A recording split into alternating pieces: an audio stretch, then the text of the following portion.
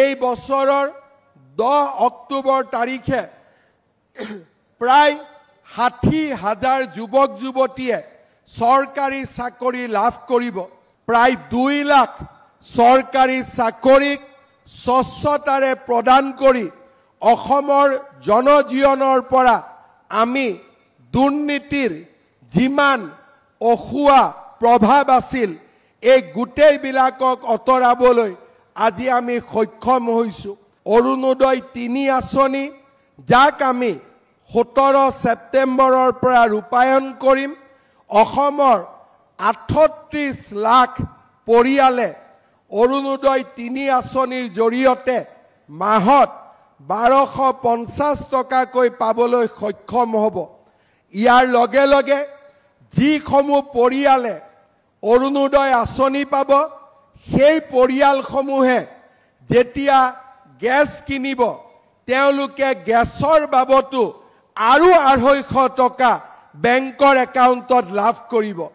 অৰ্থাৎ 1250 টকা অৰুণোদয়ৰ কাৰণে পাব আৰু যেতিয়াই পৰিয়ালটোৱে গেছ কিনিব সেই গেছ কিনাৰ লগে লগে গেছৰ সাবসিডি হিচাপে আৰু 250 টকা তেওঁলোকৰ বেংক একাউণ্টত আমি দিয়াৰ বাবে সিদ্ধান্ত গ্ৰহণ কৰিছোঁ।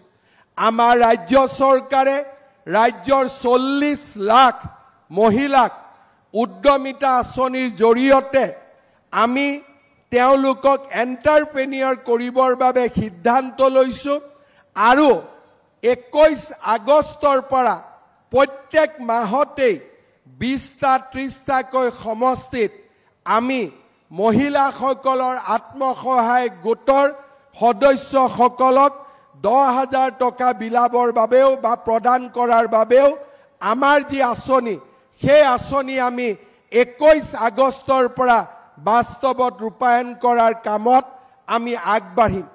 এই বছৰৰে অক্টোবৰ মাহত 1 লাখ যুৱক যুৱতীয়ে মুখ্যমন্ত্ৰীৰ আত্মনিৰ্ভৰ অসম আঁচনিৰ জৰিয়তে ব্যৱসায় আদি কৰাৰ বাবে 2 লাখ টকাকৈ লাভ কৰিব। এই বছৰৰ 10 অক্টোবৰ তাৰিখে প্ৰায় 60,000 যুৱক যুৱতীয়ে চৰকাৰী চাকৰি লাভ কৰিব। এই বছৰতে এনে ধৰণৰ